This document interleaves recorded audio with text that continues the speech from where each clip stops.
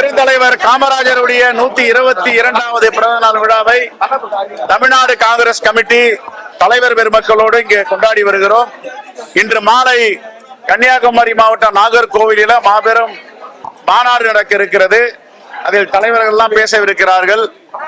இந்த மண்ணில் மனிதர்கள் உள்ளவரை பெருந்தலைவர் காமராஜருடைய புகழ் நீடித்து ஓங்கி நிற்கும். அந்த அளவிற்கு அவர் பொற்கால ஆட்சியை தந்திருக்கிறார். அவருடைய திட்டங்கள் தான் இன்று பேசப்படுகின்றன. தமிழ்நாட்டில் ஒரு சில தலைவர்களை மட்டும்தான், இந்தியாவில் ஒரு சில தலைவர்களை மட்டும்தான் எல்லா கட்சிகளும் பிறந்த நாள் விழாவை கொண்டாடும்.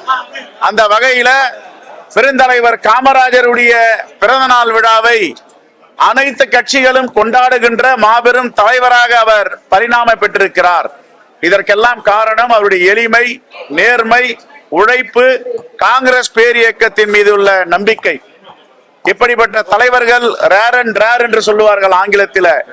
மிகவும் அபூர்வமான தலைவராக பெருந்தலைவர் காமராஜர் அவர்கள் பொது வாழ்க்கையில தன்னை அர்ப்பணித்துக் கொண்டிருக்கிறார். அவர் புகழ் ஓங்க வேண்டும். இந்த வரலாற்றில ஒரு முக்கிய இடத்தை பெற்ற பெருந்தலைவர் காமராஜர் அவர்களுக்கு எங்களுடைய பிறந்தநாள் வாழ்த்துக்களை தெரிவித்துக் கொள்கிறோம். ஏற்கனவே காவிரி மேலாண்மை வாரியம், ஒழுங்காற்று குழு தமிழ்நாட்டுக்கு சேர வேண்டிய உரிமையை, தண்ணீரை திறந்துவிட வேண்டும் என்று தீர்ப்பு வழங்கியிருக்கிறார்கள். கர்நாடக அரசு அதை நடைமுறைப்படுத்தவில்லை என்றால் ஒன்றிய அரசு என்ன செய்து கொண்டிருக்கிறது? ஒன்றிய அரசு தான் தமிழ்நாட்டுக்கு அந்த நீரை பெற்று தர வேண்டும். எல்லா நீதிமன்றங்களும், எல்லா மேலாண்மை வாரியமும் தீர்ப்பு கொடுத்தாகிவிட்டது. இதை நடைமுறைப்படுத்த வேண்டிய இடத்தில் ஒன்றிய அரசு இருக்கிறதை நடைமுறைப்படுத்த வேண்டும். Okay, thank you.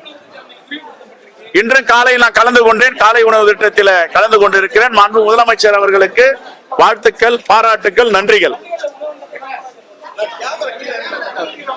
மதிய உணவை பெருந்தலைவர் காமராஜர் கொண்டு வந்தார். காலை உணவை மாண்பு முதலமைச்சர் அண்ணன் தளபதி கொண்டு வந்திருக்கிறார். வாழ்த்துக்கள், நன்றி.